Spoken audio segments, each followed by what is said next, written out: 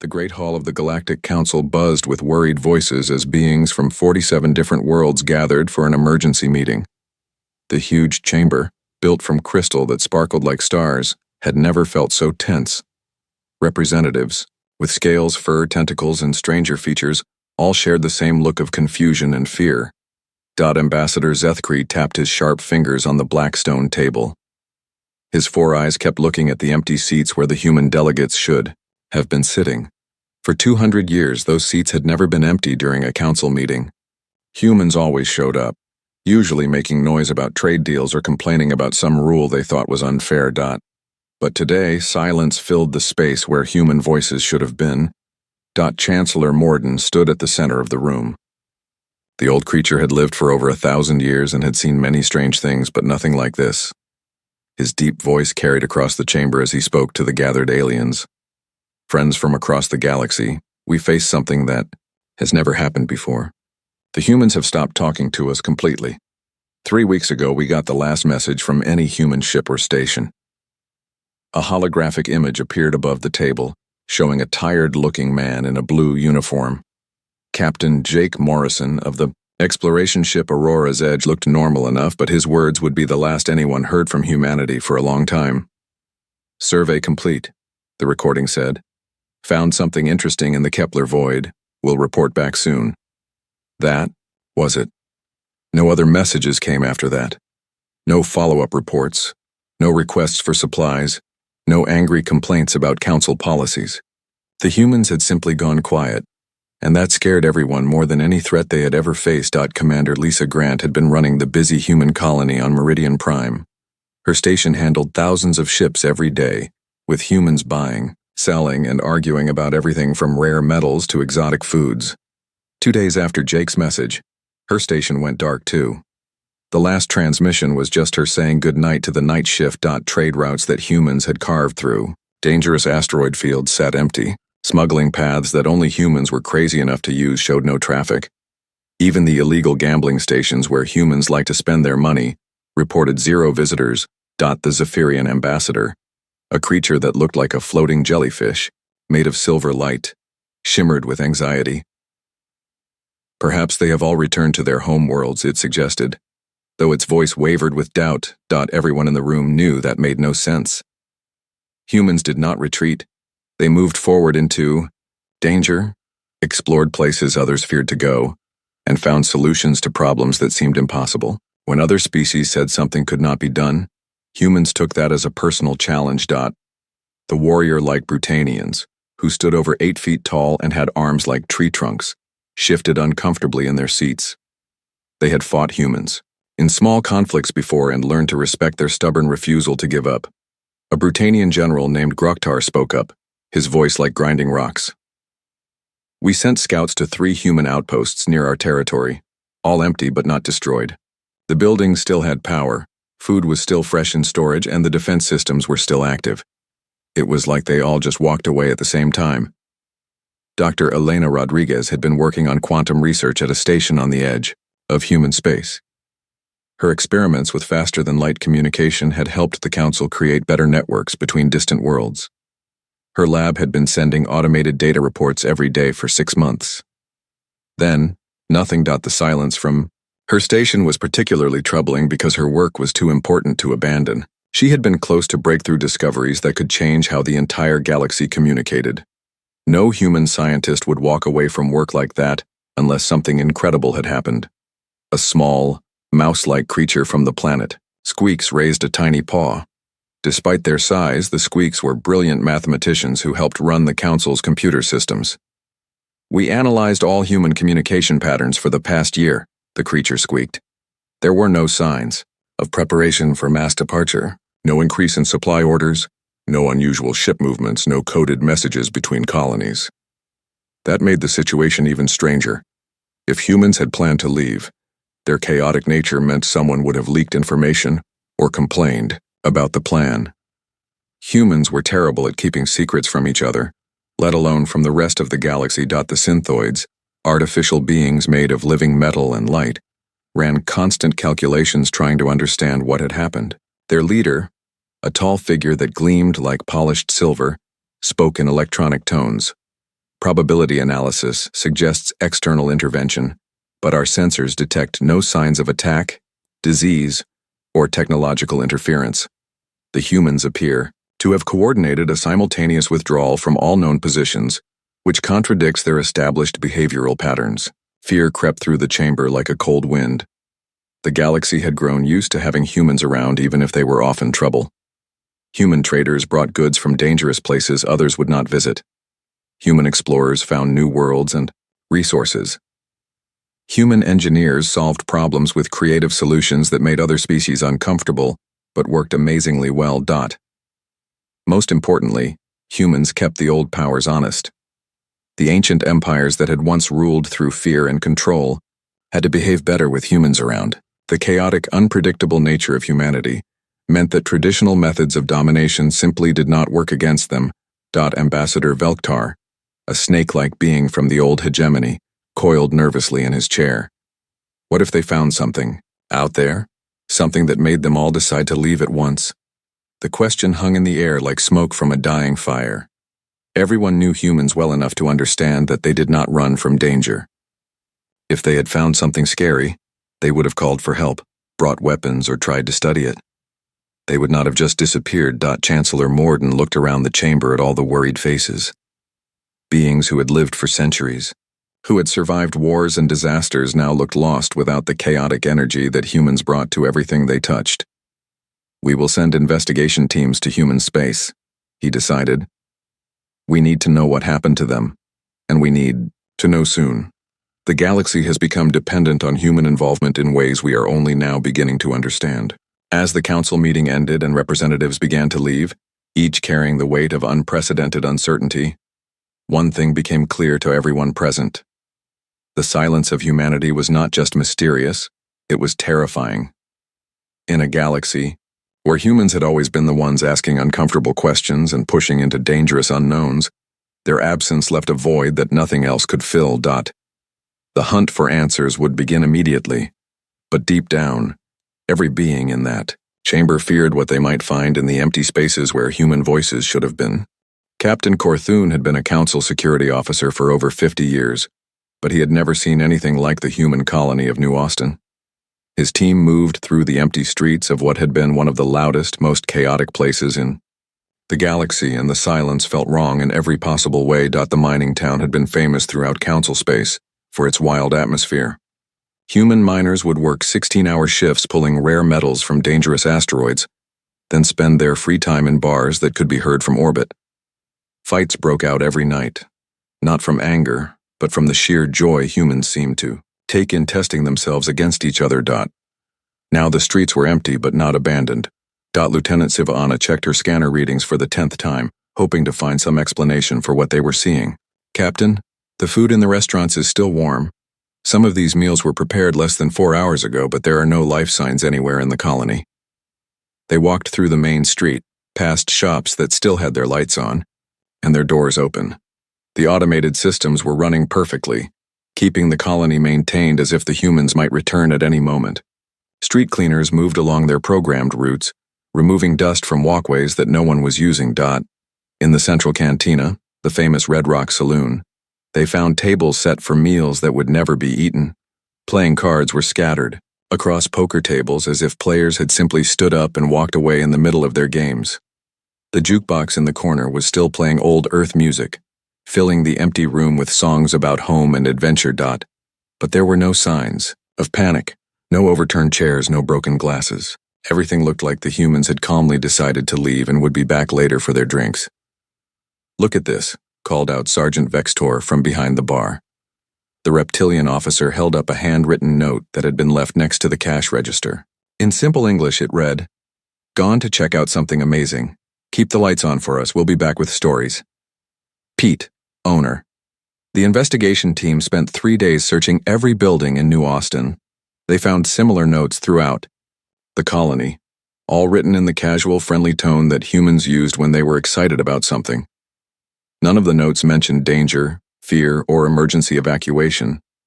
They all sounded like humans had found something interesting and wanted to go look at it.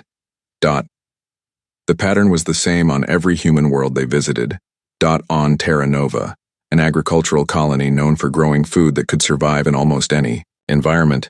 The greenhouses were still producing crops under the care of automated systems. Mayor Bill Tucker's office had a half-finished report about harvest yields glowing on his computer screen, but the mayor was nowhere to be found. Dr. Thilmax, the council's expert on alien behavior, ran detailed scans of the human living areas. What he found disturbed him more than any evidence of violence or disaster would have. They prepared for a long absence, he reported to the investigation team. Food storage systems have been upgraded for extended autonomous operation. Water purification plants have been given enough supplies to run for years without maintenance. Even the local wildlife has been provided with automated feeding stations. This was not the behavior of people fleeing in panic or being forced to leave against their will. The humans had taken time to make sure their colonies would survive without them, as if they cared about these places and planned to return someday. The colony of Haven's Rest provided the most detailed clues about human intentions. The community message board in the town center had dozens of notes from different families and individuals, all saying goodbye in their own way. Going on the adventure of a lifetime. Tell my cousin Jerry I'll send him a postcard from wherever we end up. The Martinez family.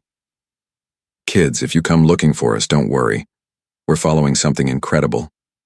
Take care of the flower garden until we get back. Mom and Dad. To whoever finds this, we found something in the deep dark that changes everything. Going to investigate. The house key is under the fake rock by the door if anyone needs to use the place. Charlie and Susan. Every note was written by hand, personal and warm, as if the humans were going on vacation rather than disappearing from galactic civilization. There was no fear in their words, no goodbye messages for enemies, no warnings about danger, just excitement and anticipation. The industrial world of Forge Point gave the investigation team their biggest surprise. The massive factories that produced goods for trade throughout the galaxy were still running at full capacity, operated entirely by artificial intelligence systems that humans had installed over the years. These AI systems were incredibly advanced, capable of managing complex production schedules and adapting to changing market demands. But what shocked the investigators was a message left in the central computer system's main directory. To whom it may concern, we've gone to join something bigger than ourselves. Keep producing the goods everyone needs. We'll be back to check on things eventually. If you need to contact us, well, we'll know when you do. Thanks for everything. The management. The message was signed by over 300 human workers, engineers, and managers. Every person who had been involved in running the factories had added their name to the farewell note, as if they were all part of some grand plan that they had agreed to together. But the most unsettling discovery came from the human research station orbiting the dangerous pulsar system of Cerberus. Chief Scientist Amy Foster had left a holographic message that played automatically when anyone accessed the station's main computer. The message showed Foster standing in her laboratory, looking excited rather than afraid. Behind her, complex star charts covered every wall, showing regions of space that the Council had marked as too dangerous for exploration.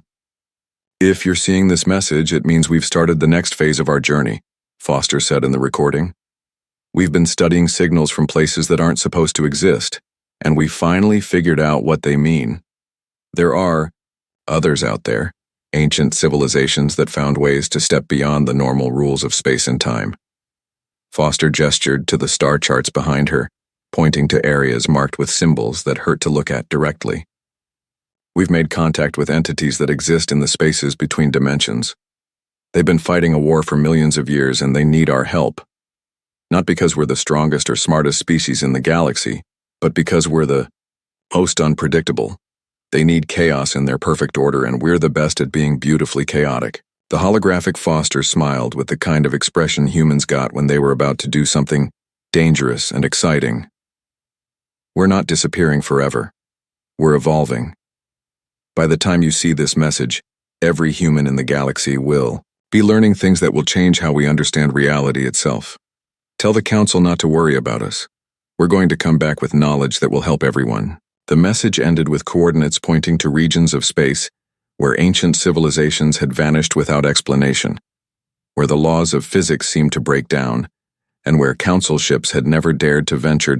As the investigation teams returned to Council space with their reports, one thing became terrifyingly clear.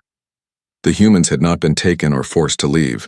They had chosen to abandon everything they had built in normal space to pursue something that existed beyond the understanding of every other species in the galaxy. They had gone willingly into the unknown, and somewhere in the darkness between stars, they were learning secrets that could change the nature of existence itself. The question that haunted every council member was simple but terrifying.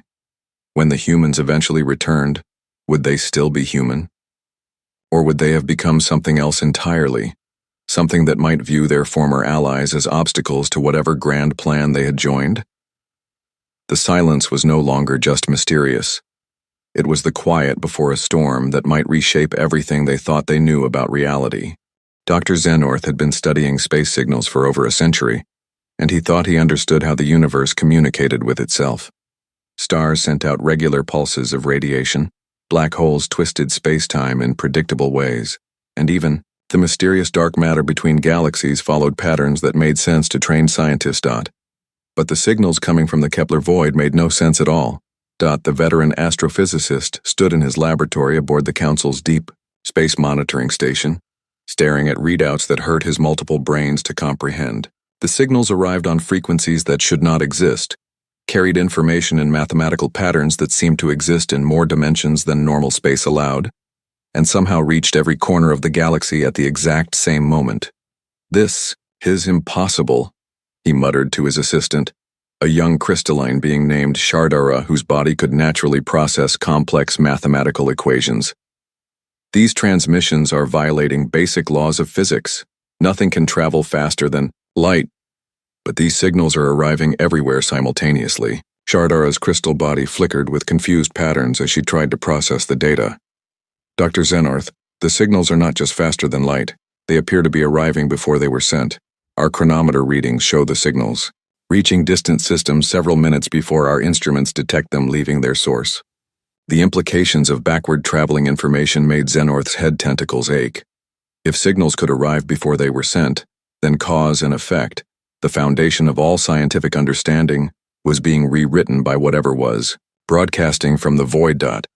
But the truly disturbing part was not the signals themselves. It was the responses. Commander Velnox had been monitoring deep space from Watchtower 7, a station positioned at the very edge of Council territory. His job was to watch for threats from unknown regions. But what he found was far stranger than any invasion fleet. Council Command, this is Watchtower 7 reporting massive structural anomalies. Velnox's voice crackled across the communication network. We're detecting constructs emerging from regions that our maps show as empty space. These are not ships or stations. They appear to be structures that exist partially in our dimension and partially somewhere else. The images that Velnox transmitted to Council headquarters showed geometric shapes that hurt to look at directly. Massive constructs that seemed to be built from crystallized space-time itself, floating in areas where no matter should exist. Some appeared solid from one angle and transparent from another. Others seemed to exist in multiple locations simultaneously, casting shadows that moved independently of their source. The constructs are responding to the signals from the Kepler void, Velnox continued. Every time we detect a transmission from human space, these structures pulse with energy and seem to grow larger. It's as if they're being activated by whatever the humans discovered out there. Dr. Xenorth worked frantically with teams of the ARD galaxy's best scientists to decode the transmissions, but every attempt led to the same frustrating conclusion. The mathematical principles behind the signals required thinking patterns that were fundamentally alien to every known species in the Council. The breakthrough came from an unexpected source. Abandoned human research notes. Lieutenant Ray Peterson had been working at the human science station Galileo Point, conducting theoretical research that most Council scientists had dismissed as impossible fantasy. His laboratory had been left exactly as he had been using it, with complex equations covering every wall and experimental equipment still humming with power. Peterson, ES research focused on something he called dimensional archaeology, the study of civilizations that had evolved beyond normal space-time. According to his notes, advanced species did not die out or transcend to pure energy as most galactic historians believed. Instead, they found ways to step sideways into parallel layers of reality. The universe is not a single layer. Peterson, had written in his final research log. It's more like an onion with infinite layers, each one slightly different from the others. Most species live and die on one layer, never knowing that countless other versions of reality exist right next. To them, Peterson's equation suggested that these parallel dimensions were not empty. They were populated by civilizations that had learned to exist in multiple layers simultaneously, using technology and knowledge that made normal physics look like children's games. But Peterson's most disturbing discovery was evidence that these shadow civilizations had been influencing galactic history for millions of years. Every major extinction event, every unexplained technological leap, every mysterious disappearance of an advanced species has been the result of interference from beings that exist between dimensions, Peterson wrote. They've been fighting a war across multiple realities, and they've been using normal space civilizations as pawns in their cosmic game. The research notes included detailed analysis of historical events that the Council had always attributed to natural causes or random chance. The fall of the ancient hegemony, which had ruled half the galaxy before mysteriously collapsing in a single day. The plague that had eliminated the conqueror species, just as they were about to launch a war of total galactic domination. The sudden appearance of faster-than-light technology that had allowed smaller species to compete with ancient empires. All of these events, according to Peterson's research, had been carefully orchestrated by beings that existed in the spaces between dimensions. They had been manipulating galactic development for eons, treating entire species as pieces on a game board that stretched across infinite realities. The Shadow War has been raging for millions of years, Peterson's notes continued. Two major factions of trans-dimensional beings have been fighting for control of what they call the primary layer, our normal space-time. The winner of this war will not just control our galaxy, but every possible version of it across all parallel realities. Dr. Zenorth felt his scientific worldview crumbling as he read Peterson's research.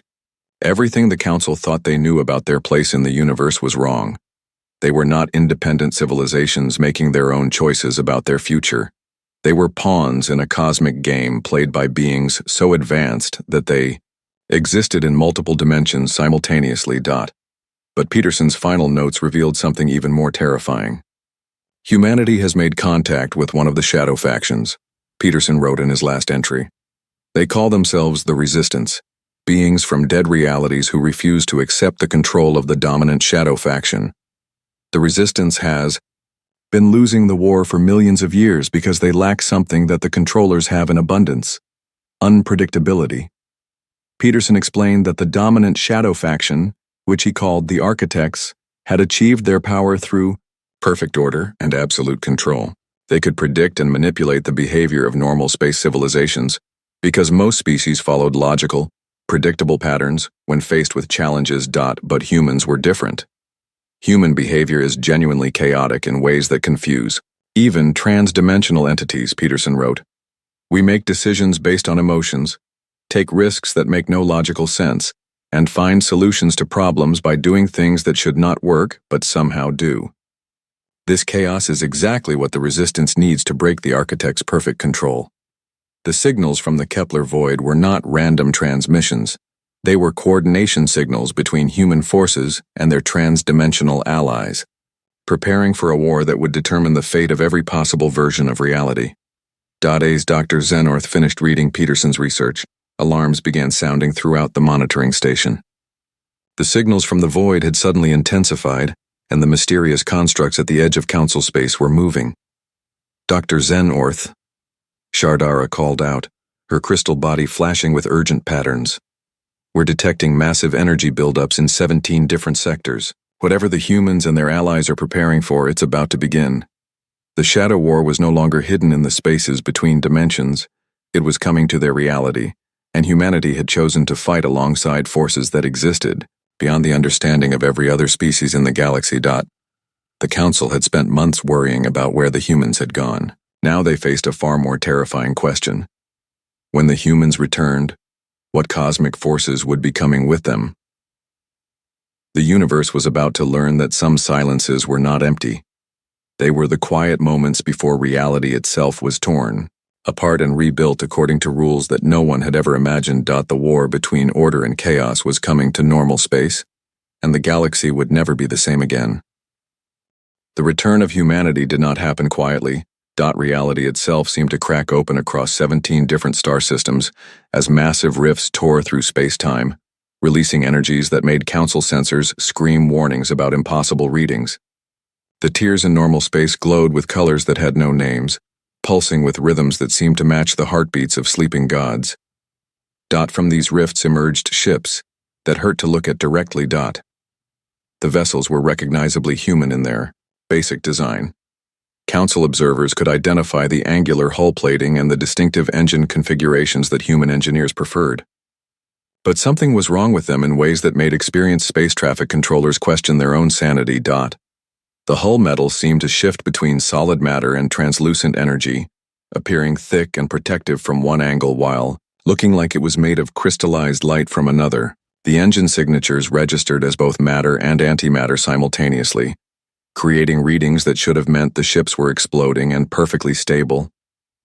At the same time, most disturbing of all, the human vessels moved through space, as if distance was merely a polite suggestion, rather than a fundamental law of physics. Captain Jake Morrison's voice crackled across every communication frequency in Council space, but it carried strange harmonics that seemed to resonate in dimensions beyond normal hearing. When he spoke, listeners felt his words not just in their ears, but in parts of their consciousness they had never known existed. Council Command, this is Captain Morrison of the Aurora's Edge. The transmission began, sounding both familiar and utterly alien.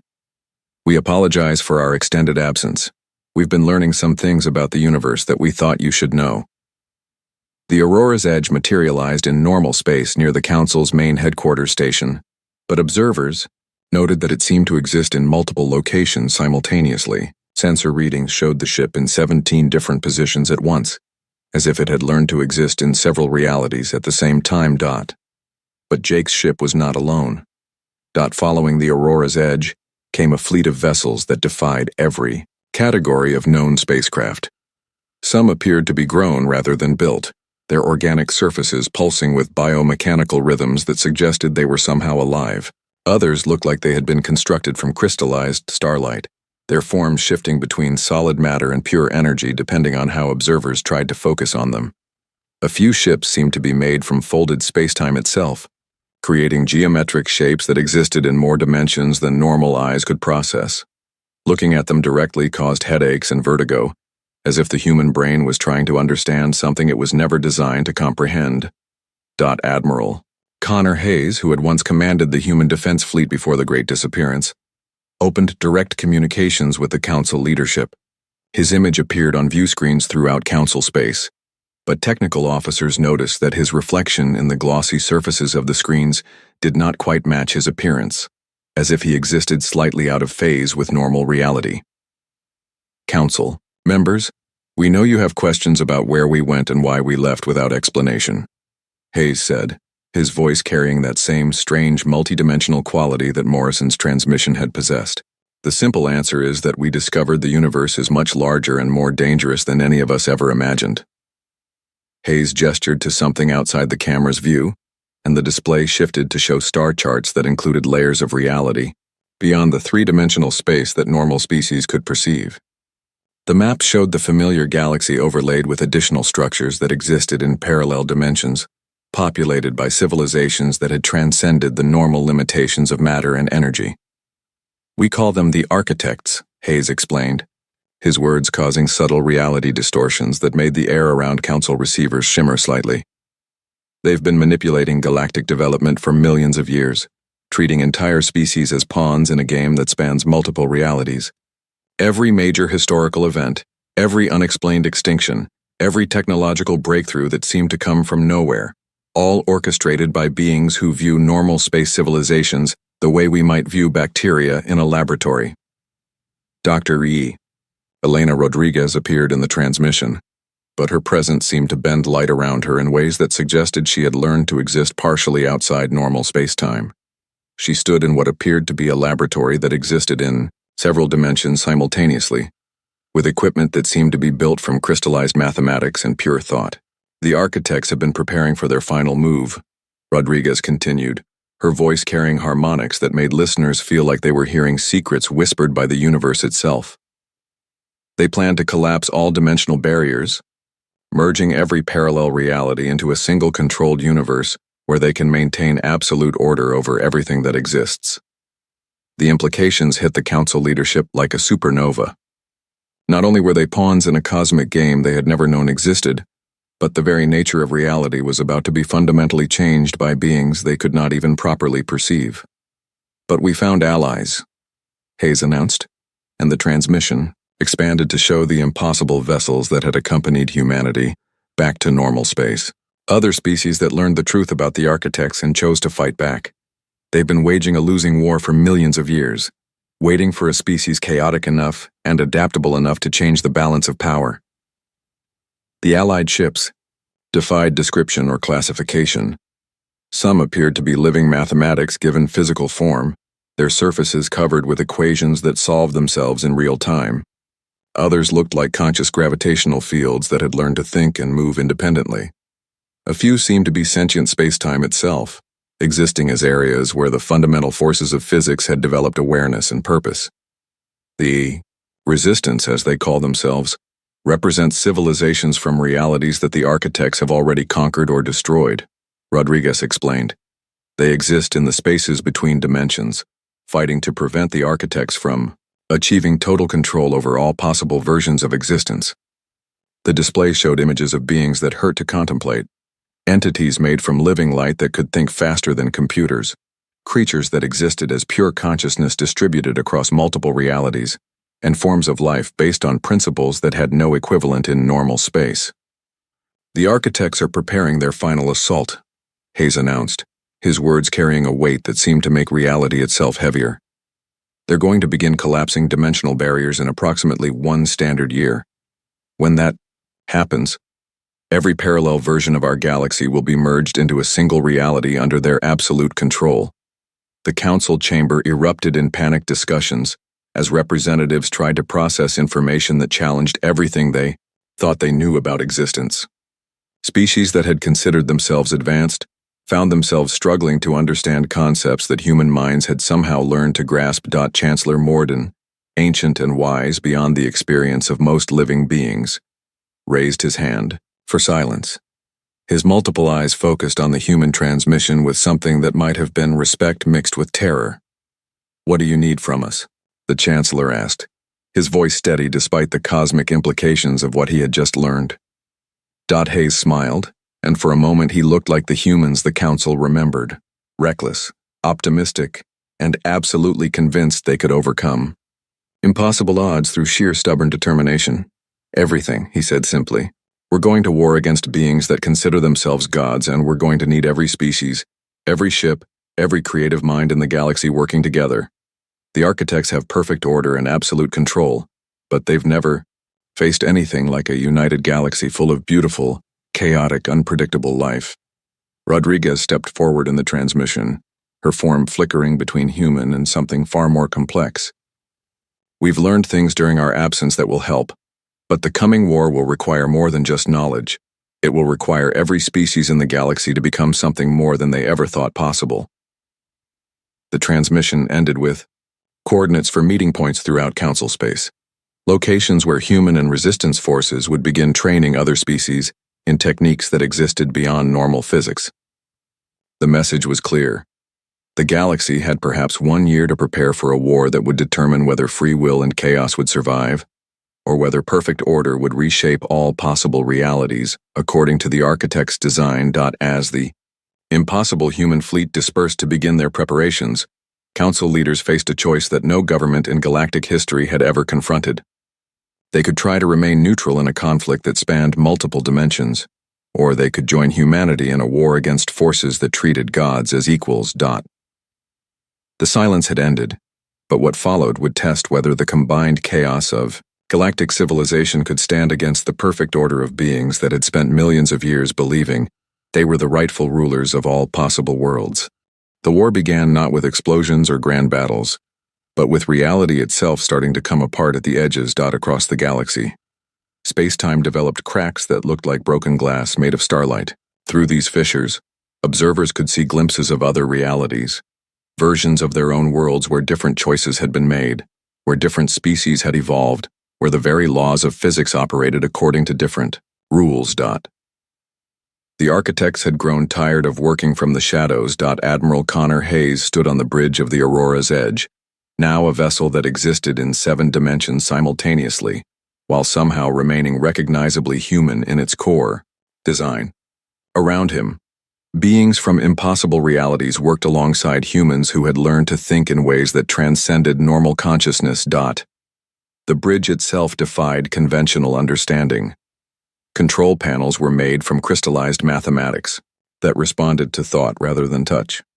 Navigation displays showed not just normal space but the layers of parallel realities that existed alongside their own dimension. Crew members included humans who had learned to exist partially outside space-time, working with entities made of living equations and conscious gravitational fields. Dimensional breach opening in Sector 12, reported Lieutenant Kate Miller. Her consciousness now distributed across multiple probability streams, so she could monitor several realities at once. The architects are manifesting directly into our dimension. What emerged from the breach challenged every concept of physical existence that normal minds could grasp. The architect entities were not creatures in any conventional sense. They were living concepts given form, mathematical principles that had developed consciousness and learned to reshape reality according to their perfect understanding of order. Where they moved through space, stars aged thousands of years in moments, planets developed impossible geometries that hurt to observe, and entire solar systems were reorganized according to equations that prioritized efficiency over the chaotic beauty of natural development. One architect entity stretched across light years of space, its form consisting of interconnected geometric shapes that existed in 17 dimensions simultaneously. It moved through normal space like a virus spreading through healthy tissue, converting everything it touched into perfect mathematical expressions of order and control. But humanity had learned to fight impossibility with chaos. Captain Rachel Stone led the dimensional assault teams, humans who had trained in the spaces between realities and learned to weaponize the very unpredictability that made their species so difficult for other beings to understand. Her team materialized inside the architect construct using transportation methods that violated several fundamental laws of physics. Initiating chaos protocols, Stone reported as her team began their work. They moved through the entity's perfect mathematical structure like vandals in a pristine museum, introducing deliberate mistakes into flawless systems, creating beautiful imperfections that spread through the construct like cracks in perfect crystal. The humans did not try to destroy the architect directly. Instead, they did something far more devastating to a being of perfect order. They introduced random variables into its calculations. Stone quote, "S team planted seeds of uncertainty throughout the entity's consciousness. They asked questions that had no logical answers, made choices that defied rational analysis, and created art from the mathematical equations that formed the creature's thoughts. For a being that existed as pure logic, the introduction of purposeful chaos was more destructive than any conventional weapon. The architect entity convulsed, as human irrationality corrupted its core processes. Its perfect geometric forms began developing organic curves and random variations. Its mathematical thoughts became infected with poetry, music, and the kind of beautiful nonsense that only humans seemed capable of creating. Across the galaxy, the pattern repeated wherever architect entities manifested into normal space. Dr. Elena Rodriguez coordinated the scientific effort from her mobile laboratory, now a structure that existed in multiple dimensions and several different timelines, simultaneously. Her research had evolved beyond conventional physics into something that resembled applied philosophy, using human creativity to rewrite the fundamental rules that the architects used to maintain their version of reality. "We're not trying to destroy them," Rodriguez explained to council observers who watched the battle with a mixture of awe and terror. "We're teaching them something they've never experienced: uncertainty. For beings that have controlled every variable for millions of years, doubt is more terrifying than death." The war's turning point came when Commander Lisa Grant made a discovery that changed everyone's understanding of what they were fighting. Deep in architect space, in a region where reality had been compressed into pure mathematical perfection, Grant found evidence that the entities were not originally conquerors. Hidden within their perfect structures were memories of another universe, another reality that had been destroyed by too much chaos, too much change, too much unpredictability. "They're not evil," Grant reported from the heart of an architect's stronghold, her voice carrying across dimensions to reach the human command structure. "They're terrified. They're the survivors of a universe that died from excessive chaos, and they've been trying to prevent the same thing from happening to ours." The revelation transformed the entire nature of the conflict. The architects were refugees from a reality where uncontrolled change had caused the fundamental forces of physics to break down. They had watched their home universe tear itself apart as species evolved too quickly, as technology advanced beyond the ability to control it, as chaos overwhelmed the delicate balance needed for existence to continue. They had escaped to parallel dimensions and spent millions of years imposing order on other realities, not from a desire to rule, but from a desperate need to prevent the kind of chaotic collapse that had destroyed everything they had once known. "They see us as the beginning of another cascade failure," Grant continued, her words reaching human forces throughout the galaxy. "Every time we do something unpredictable, every time we break their carefully constructed order, they see the same patterns that destroyed their original home." Admiral Hayes made a decision that would have seemed impossible to any military commander in galactic history. Instead of pressing their advantage against the weakened architect forces, he ordered a complete ceasefire and requested direct communication with the primary architect entity. The meeting took place not in normal space, but in a conceptual realm, where ideas became physical reality and thoughts had mass and substance. Captain Jake Morrison, now existing as much as a concept as a person, met with the vast intelligence that served as the primary architect consciousness. The architect entity appeared as a structure of perfect crystalline mathematics, its thoughts visible as geometric patterns that calculated the probability of every possible outcome. It was beautiful in its absolute precision, terrifying in its complete lack of randomness. "You fear what we represent," Morrison said, his words creating ripples in the fabric of conceptual space that took the form of music and abstract art. "But chaos is not destruction, it's possibility. Your perfect order is beautiful, but it's also sterile. Let us show you what happens when perfect structure meets creative disorder." The negotiation that followed took place across multiple dimensions and several different time streams simultaneously. Humans demonstrated that controlled chaos could create beauty rather than destruction, that randomness guided by purpose could lead to innovation and growth rather than collapse. They showed the architects examples of how human unpredictability had led to breakthrough discoveries, how chaotic creativity had solved problems that perfect logic could not address, how the introduction of random elements into ordered systems often made those systems stronger and more adaptable.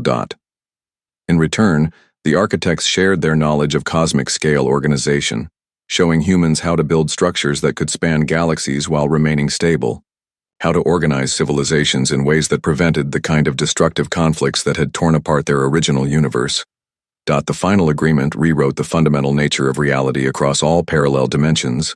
The architects would withdraw from direct control of normal space civilizations, maintaining the underlying mathematical stability that kept the universe functional, while allowing organic chaos to flourish within that stable framework. In return, humanity would serve as mediators between order and chaos, ensuring that creative unpredictability never again threatened to unravel the basic structures that made existence possible. The war ended not with victory or defeat, but with synthesis. When the dimensional barriers stabilized and reality settled into its new configuration, the galaxy found itself fundamentally changed. The Council now governed not just their own species, but served as part of a larger structure that spanned multiple dimensions and included both organic chaos and perfect mathematical order.